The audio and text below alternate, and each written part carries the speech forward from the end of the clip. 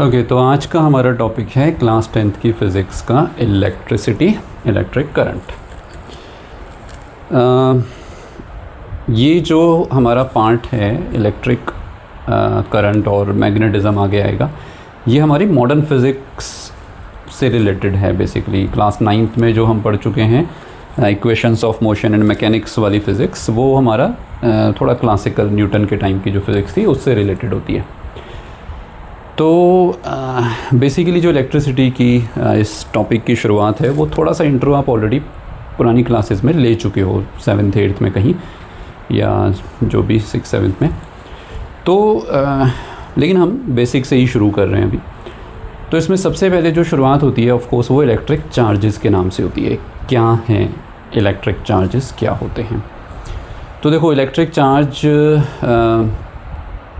जैसे आप, ये एक इनविजिबल चीज़ है ऑफ कोर्स, जैसे मास की तरह कुछ विजिबल चीज़ नहीं है। जैसे हम कहते हैं कि ये लाइक ये चौक है, तो ये एक मास है, ये दिख रहा है सामने, इसकी शेप है, साइज़ है, इसमें वेट है, फील कर सकते हैं हम, इसे टच कर सकते हैं।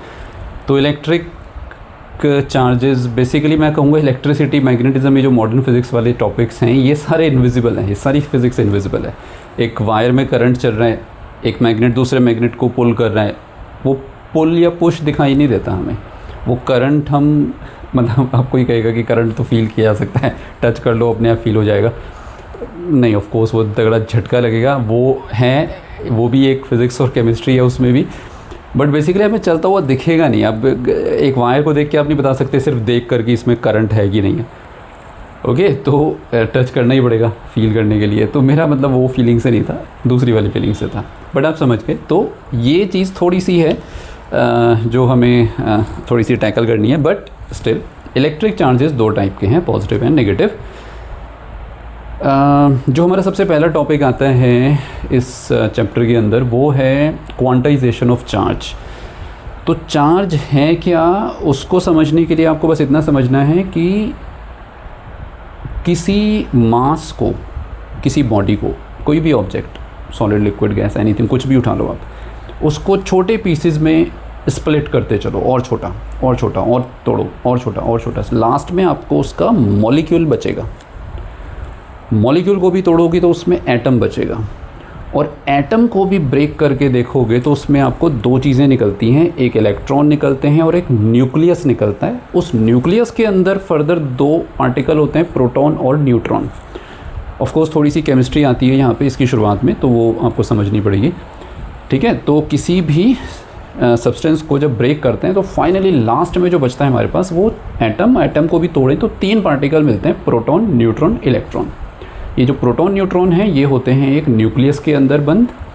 और न्यूक्लियस कैसी चीज़ है, जैसे आप जिस रूम में बैठे हो इमेजिन कर लो, छोटा बड़ा जैसा भी रूम है, उस रूम को अगर आप मोर और लेस एक एटम मानो, तो ये न्यूक्लियस है, बहुत छोटा साइज़ में, बहुत ज़्यादा छोटा।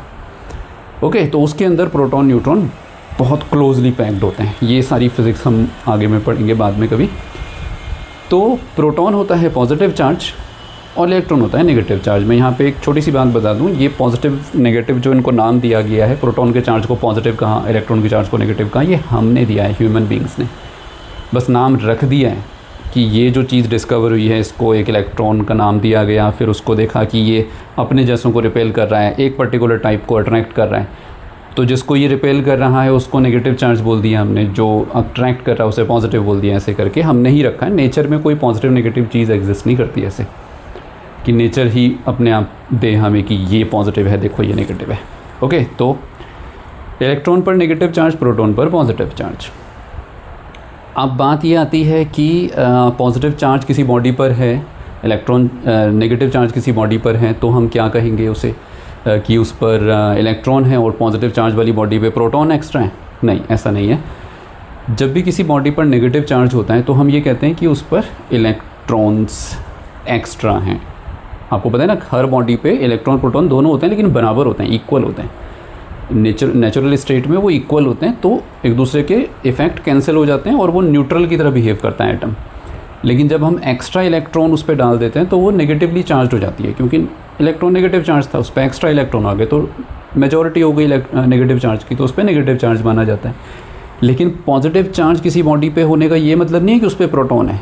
उसका मतलब है कि उसमें से, उस बॉडी में से हमने कुछ इलेक्ट्रॉन्स निकाल लिए, और कुछ इलेक्ट्रॉन्स निकाल लिए, अब उस पर नेगेटिव चार्ज जो था वो माइनॉरिटी में आ गया, और जो पॉजिटिव चार्ज था वो मेजॉरिटी में आ गया, इसलिए उस पर पॉजिटिव चार्ज कहा जाता है। हम प्रोटॉन को कभी भी ट्रांसफ़र नहीं करते इधर से उधर कि पॉजिटिव चार्ज देना तो उसे प्रोटॉन दे दो। क्यों? क्योंकि प्रोटॉन कहाँ बताया मैंने? न्यूक्लियस में, और न्यूक्लियस को तोड़ना बहुत मुश्किल है। न्यूक्लियस को तोड़ के प्रोटॉन निकालना, ये न्यूक्लियर बॉम्ब जैसी रिएक्शन होती है, तो ये ऐसे प्रैक्टिकली पॉसिबल नहीं है। ठीक है, इलेक्ट्रॉन को आराम से हम निकाल सकते हैं और डाल सकते हैं दूसरे में, लेकिन प्रोटॉन्स और न्यूट्रॉन्स के साथ छेड़छाड़ नहीं हो सकती क्योंकि वो न्यूक्लियस के अंदर है। ठीक है, तो अब बात आती है कि हमने कोई बॉडी ली, कोई ऑब्जेक्ट लिया और उसको हम तोड़ते गए लास्ट में, तो हमें क्या मिला था लास्ट में? सबसे छोटा इलेक्ट्रॉन। ध्यान रखिएगा, प्रोटॉन, न्यूट्रॉन और इलेक्ट्रॉन में सबसे छोटा साइज़ होता है इलेक्ट्रॉन का। तो जो सबसे पहली हेडिंग थी आपकी क्वांटाइजेशन ऑफ चार्ज, इसमें क्वांटम वर्ड का बेसिकली मीनिंग क्या होता है? सबसे छोटी क्वांटिटी अवेलेबल। मास का क्वांटम यानी मास की सबसे छोटी यूनिट, चार्ज का क्वांटम यानी चार्ज की सबसे छोटी यूनिट क्या है? तो जैसे मैंने बोला, इलेक्ट्रॉन है जो सबसे छोटा पार्टिकल हमारे पास नेचर में है। आगे की क्लासेस में कुछ आया है कि एक क्वार्क नाम की चीज़ है जो इलेक्ट्रॉन से भी छोटी, उसमें से टूट के बनती है, बट अभी वो डेवलप नहीं हुई थ्योरी, तो हम उसको नहीं मानते। तो इलेक्ट्रॉन सबसे छोटा पार्टिकल है मास का, तो मास का क्वांटम इलेक्ट्रॉन का मास, चार्ज का क्वांटम इलेक्ट्रॉन का चार्ज। ठीक है, इलेक्ट्रॉन सबसे छोटा पार्टिकल है तो उसके मास को हमने मास का क्वांटम यानी सबसे छोटी यूनिट मान लिया, और उसी के चार्ज को हमने सबका उस चार्ज का क्वांटम मान लिया। तो फॉर्मूला बनता है Q = NE। ये Q है किसी भी बॉडी का चार्ज, N है उस पर मैंने बोला कितने इलेक्ट्रॉन्स हैं बॉडी पर, एक्स्ट्रा या कम जो भी, और ये है हमारा इलेक्ट्रॉन का चार्ज जिसकी वैल्यू होती है 1.6 10⁻⁹ C फॉर कूलम्ब। कूलम्ब होती है चार्ज की SI यूनिट। ठीक है, तो किसी इलेक्ट्रॉन पर इतना चार्ज होता है 1.6 10⁻⁹, बहुत छोटा चार्ज है, -19 यानी बहुत छोटा। तो जितने भी बॉडी पर चार्ज आपको दिखता है, किसी भी बॉडी पर आपको कोई चार्ज दिखता है पॉजिटिव या नेगेटिव, वो हमेशा इस फिगर के मल्टीपल्स होते हैं। 1 time of this, 2 time of this, 3 electron, 4 electron, 5 electron निकले हैं उस बॉडी से तो पॉजिटिव चार्ज है, उस पर एक्स्ट्रा आ गए हैं उतने इलेक्ट्रॉन तो नेगेटिव चार्ज है, ऐसे। तो क्वांटाइजेशन का मीनिंग आपको समझ आया? किसी भी बॉडी को सबसे छोटी यूनिट में लिखना। अब चार्ज का क्वांटाइजेशन मतलब जो भी चार्ज आपके पास है, 1 कूलम, 2 कूलम, 3 कूलम, जो भी चार्ज है, ये Q की वैल्यू उसको तोड़ के सबसे छोटी यूनिट के मल्टीपल्स में लिखना, यानी E के मल्टीपल्स में लिखना। ठीक है, तो ये फॉर्मूला आपको याद रखना है, Q = NE। आपसे इनमें 3 क्वांटिटीज़ में से 2 दी गई होंगी और एक पूछी जाएगी, सिंपल फॉर्मूला बनेगा, क्वेश्चन बनेगा। अब आती है बात नेक्स्ट की, जो पॉजिटिव नेगेटिव चार्ज होते हैं उनका इफ़ेक्ट क्या होता है, तो उसको हम पढ़ते हैं इलेक्ट्रिक पोटेंशियल हेडिंग में। इलेक्ट्रिक पोटेंशियल, इसका होता है सिंबल V, इसकी SI यूनिट होती है वोल्ट, उसका भी सिंबल V होता है। तो इमेजिन करो कि एक पॉजिटिव चार्ज है Q हमारा, इसको कैपिटल Q ले लेते हैं, और इससे इतनी दूर तक इसका इफ़ेक्ट फील होता है। इफ़ेक्ट से मतलब ये कि अगर हम इस पॉजिटिव चार्ज के पास कोई दूसरा पॉजिटिव चार्ज लाएंगे तो ये उसको रिपेल करेगा, और कोई नेगेटिव चार्ज लाएंगे तो ये उसे अट्रैक्ट करेगा। तो कहाँ तक इसका इफ़ेक्ट काम करता है, कहाँ तक ये इफ़ेक्टिव होता है, तो मान लेते हैं ये इसकी बाउंड्री लाइन है। ऑफ कोर्स ऐसी कोई एग्जिस्ट नहीं करती लाइन कि बस उसके बाद एकदम ज़ीरो हो जाए, उससे पहले रहता है, वो धीरे धीरे रिड्यूस होकर ख़त्म होता है, नेग्लिजिबल होता है। तो मान लेते हैं कि यहाँ तक है। तो अब बहुत दूर से जहाँ इसका इफ़ेक्ट बिल्कुल नहीं था, उस छोटे से Q चार्ज को आप लेकर आते हो इसके पास एक P पॉइंट तक। अब आप इमेजिन करो कि आप एक पॉजिटिव चार्ज को बहुत दूर से, जहाँ इसका कोई फोर्स नहीं लग रहा, लेकिन धीरे धीरे आप उसको लेकर आ रहे हो इस पॉजिटिव चार्ज के पास। तो जैसे ही आप इसके फील्ड में घुसोगे, ये आपको रिपेल करना शुरू करेगा उस चार्ज को, और आपको पास लाने के लिए मेहनत करनी पड़ेगी, वर्क करना पड़ेगा पुश करने के लिए, और जितना क्लोज आप आओगे उतना ज़्यादा ये आपसे वर्क डन कराएगा, क्योंकि उतना इसका फोर्स बढ़ता जाएगा इसके पास आते आते। तो मान लो P पॉइंट तक आते आते आपको WP का वर्क आपने किया, उसको यहाँ पास लाने में आपकी मेहनत हुई, ठीक है ना। तो पॉजिटिव वर्क को बोलते हैं उसे, कि जब एक्चुअली आपकी मेहनत होती है तो आपके लिए वो वर्क पॉजिटिव है, और कोई आपको ऑलरेडी धक्का मार रहा है, आप बैठ के आराम से खिसक रहे हो, तो आपके लिए वो वर्क डन नेगेटिव कहा जाता है। तो जिस पर्सन की मेहनत लगती है, जिसका पसीना निकलता है, उसका work done positive work done कहा जाता है। तो अभी तो आप ही को मेहनत करनी पड़ रही थी, ये करवा रहा था, उसको धक्का मार रहा था अगेंस्ट आपके, तो आपका जो वर्क डन हुआ यहाँ तक लाने में वो इतना हुआ। इस वर्क डन को आप जिस चार्ज को ला रहे थे उससे अगर डिवाइड कर दो तो वो इस पॉइंट का पोटेंशियल कहा जाता है, potential at that point. Clear? जो वर्क डन आपने किया वही वर्क डन पोटेंशियल बन जाता है। अच्छा सोचो आप P पॉइंट पे नहीं रुकते, आप और पास आते हो एक R पॉइंट तक, तो यहाँ तक लाने में आपको वर्क डन करना पड़ा WR, तो आपका पोटेंशियल हुआ इस R पॉइंट का that work done upon charge. अब इसी तरह से आपको लैंग्वेज यूज़ करनी है डिफ़ाइन करने में इलेक्ट्रिक पोटेंशियल को। कैसे?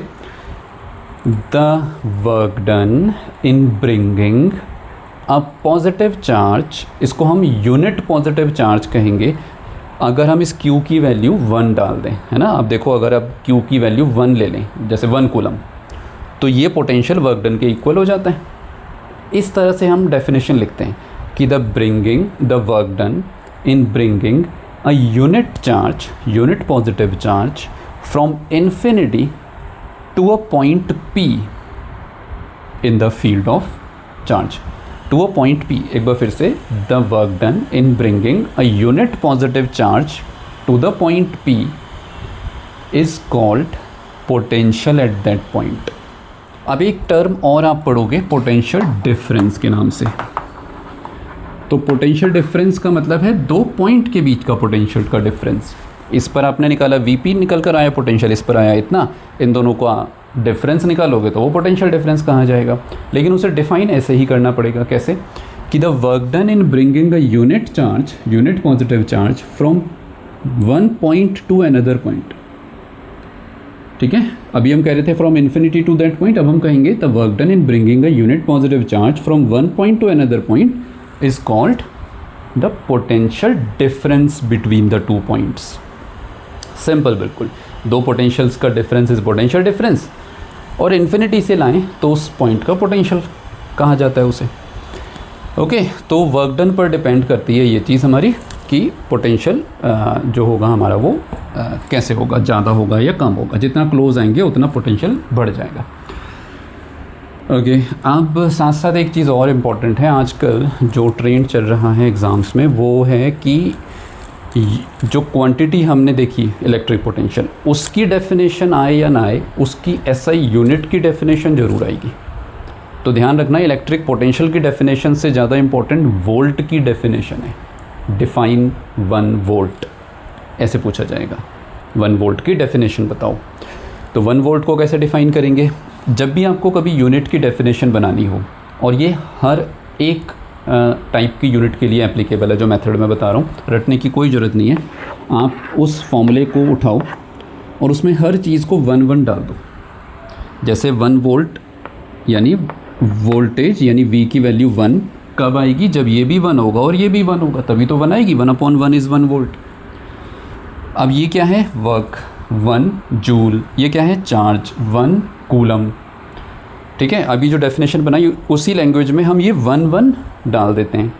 कैसे? इफ़, इसकी शुरुआत हम इफ़ से करेंगे। If 1 joule work is done in bringing 1 coulomb charge to a point. एक बार फिर से, if 1 joule work is done in bringing 1 coulomb charge from infinity to the point, the potential at that point is called 1 volt. बिल्कुल simple, आप जो भी formula है उसमें 1 डाल दो और वोल्टेज को 1 वोल्ट बता दो। अच्छा, ये जो लैंग्वेज की 1 joule work is done in bringing 1 coulomb charge, अगर किसी को ये लैंग्वेज नहीं बन पा रही हो, क्योंकि हर एक फॉर्मूले के लिए ये लैंग्वेज में थोड़ा थोड़ा सा चेंज होगा, तो एक और ज़्यादा रफ़ तरीका है, लेकिन मार्क्स इस पर भी मिलेंगे, ऐसा नहीं है कोई मार्क्स नहीं काट सकता इस पर। आप कहो सीधा सा फॉर्मूले को देख के, if work done is 1 joule and charge is 1 coulomb then voltage is set to be, electric potential is set to be 1 volt. इतना तो हर कोई कर सकता है। हाँ, फॉर्मूला तो याद होना ही चाहिए इसके लिए, फॉर्मूले के बिना नहीं हो पाएगा भाई। If work done is 1 joule and charge is 1 coulomb then potential is set to be 1 volt. इससे ज़्यादा आसान तो भाई कुछ नहीं होगा। तो ये हो गया पोटेंशियल हमारा। अब नेक्स्ट हेडिंग है इलेक्ट्रिक करंट। ओके, तो नेक्स्ट हेडिंग हमारी इलेक्ट्रिक करंट। उसमें आपको चार्ज को मोशन में लाना है। अभी तक चार्ज एक जगह रुका हुआ था कि एक बॉडी को हमने चार्ज दिया और उस पर रखा हुआ है। हाँ, वो हम चार्ज को अभी चला कर ला रहे थे, वो हम उसे मूव करा के ला रहे हैं एक चार्ज को, वो एक पॉइंट है। लेकिन अब फुल फ्लेज्ड सारे चार्ज एक साथ मूव करेंगे, उसको हम करंट कहते हैं। ठीक है, तो ध्यान रखिएगा, आगे चल के जो हमारा इलेक्ट्रिक ये चैप्टर दोबारा आएगा, क्लास 12th में आएगा ऑफ कोर्स, वहाँ पर आपको इलेक्ट्रिसिटी वाला ये जो टॉपिक है ये 2 हिस्सों में ब्रेकअप करके मिलेगा। पहला जो टॉपिक होगा हमारा वो होगा इलेक्ट्रोस्टैटिक्स के नाम से। स्टैटिक मतलब रुका हुआ, चार्ज रुका हुआ, और दूसरा होगा इलेक्ट्रिक करंट के नाम से। तो इलेक्ट्रिक करंट जो होता है हमारा टॉपिक, उसमें चार्ज मोशन में आ जाता है, नेट मोशन में। ठीक है ना, नेट मोशन वर्ड मैंने क्यों यूज़ किया अभी ये समझ आने वाला है। तो सबसे पहली बात तो इलेक्ट्रिक करंट जैसे ही नाम आ जाए आप समझ लेना कि चार्ज अब एक पर्टिकुलर डायरेक्शन में मूव करना शुरू हो चुका है और लगातार चले जा रहा है, ऐसे नहीं कि थोड़ी दूर जाके रुक गया, नहीं। तो इलेक्ट्रिक करंट को हम डिफाइन भी ऐसे ही करते हैं, the rate of flow of charge, the rate of flow of charge, charge is Q, rate मतलब टाइम से डिवाइड, इज कॉल्ड करंट। इससे पीछे के जो 2 फॉर्मूले हम ऑलरेडी पढ़ चुके हैं, मैं उसकी यहाँ पे एक लिस्ट बना दूँ, Q इक्वल टू NE और V इक्वल टू W/Q, और ये है number 3 I equal to Q/T। ध्यान रखिएगा पूरी फिज़िक्स में कभी भी रेट वर्ड आ जाए, rate of something, rate of that, उसका मतलब होता है उस क्वांटिटी को टाइम से डिवाइड। तो चार्ज को टाइम से divide, rate of flow of charge, charge upon time. इससे पीछे आप पढ़ के आए हो क्लास 9th में, rate of change of velocity, acceleration, change of velocity upon time, V-U/T। Okay, तो I इक्वल टू Q/T, इसकी SI यूनिट करंट की एम्पियर। ओके, ये होता है हमारा SI यूनिट एम्पियर। अब प्रॉब्लम ये है कि जो हमारी वो है जो इसके न्यूमेरिकल आते हैं उसमें आपको एक चीज़ समझनी है कि बल्कि न्यूमेरिकली नहीं, मैं ऐसे कंसेप्चुअल टर्म्स में बोलूँगा कि जब भी चार्ज रेस्ट में होता है, यानी इससे पहले तक की जो भी फिज़िक्स हम पढ़ते हैं इलेक्ट्रिक करंट से पहले की, वो इलेक्ट्रोस्टैटिक्स जो मैंने नाम दिया, जब भी चार्ज रेस्ट में होता है तो उसके चारों तरफ सिर्फ एक इफ़ेक्ट होता है, उसका इलेक्ट्रिक इफ़ेक्ट, केवल एक, जो अभी हम पढ़ रहे थे कि वो दूसरे चार्ज को रिपेल कर रहा है, पास ला रहा है, अट्रैक्ट कर रहा है, जो भी।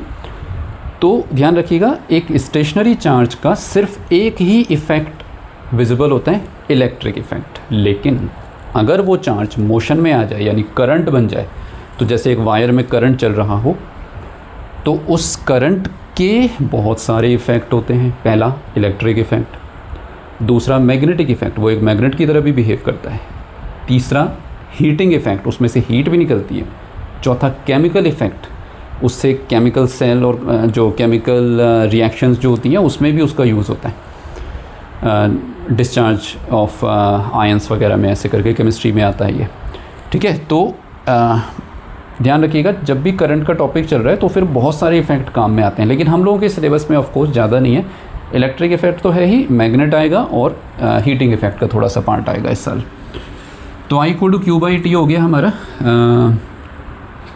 करंट का फॉर्मूला। और अगर मैं आपसे कहूँ कि ये जो एम्पियर यूनिट है करंट की, इसको मैं कूलम पर सेकंड भी लिख सकता हूँ, तो कोई प्रॉब्लम तो नहीं है किसी को। चार्ज की यूनिट कूलम, टाइम की यूनिट सेकंड, क्योंकि ऐसे MCQ में बनकर आता है कभी कभी क्वेश्चन, 4 ऑप्शन देके कि बताओ एम्पियर का दूसरा फॉर्मेट क्या है, दूसरा फॉर्म क्या है। उनमें एक जगह लिखा होगा कूलम पर सेकंड, और ऐसे यहाँ पर भी वोल्टेज इलेक्ट्रिक पोटेंशियल की जो यूनिट थी वो थी वोल्ट, लेकिन उस वोल्ट का दूसरा फॉर्मेट है जूल पर कूलम। ठीक है, तो ये सब ऐसे याद रखना है आपको। ओके, तो ये है हमारा इलेक्ट्रिक करंट का डेफिनेशन, और इसी को लिखना डेफिनेशन में कि the rate of flow of charge is called electric current. अच्छा हाँ, डेफिनेशन ऑफ यूनिट रह गई हमारी, एम्पियर की यूनिट, इसकी डेफिनेशन। तो जैसे मैंने बोला, इस पर भी एक बार प्रैक्टिस करते हैं। अगर हम Q को 1 डाल दें, T को 1 डाल दें, तो I की वैल्यू 1 आ जाती है। अब इसको बोलेंगे कैसे? रफ लैंग्वेज में तो जैसे मैंने समझाया, if charge is 1 coulomb and time is 1 second, the current is said to be 1 ampere. लेकिन थोड़ा सा अगर इसको बुकिश बनाएं, थोड़ा सा अच्छे से लिखें स्टैंडर्ड मैनर में, if 1 coulomb charge flows through a point, flows through a wire in 1 second, then current is said to be 1 ampere. If 1 coulomb charge flows through a cross section, आप इसे cross section कह दो, point कह दो, wire कह दो, कोई नहीं। If 1 coulomb charge flows through a cross section per second या in 1 second, the current is said to be 1 ampere. बिल्कुल सिंपल, 1 1 डाल दो और यूनिट की डेफिनेशन बन जाती है।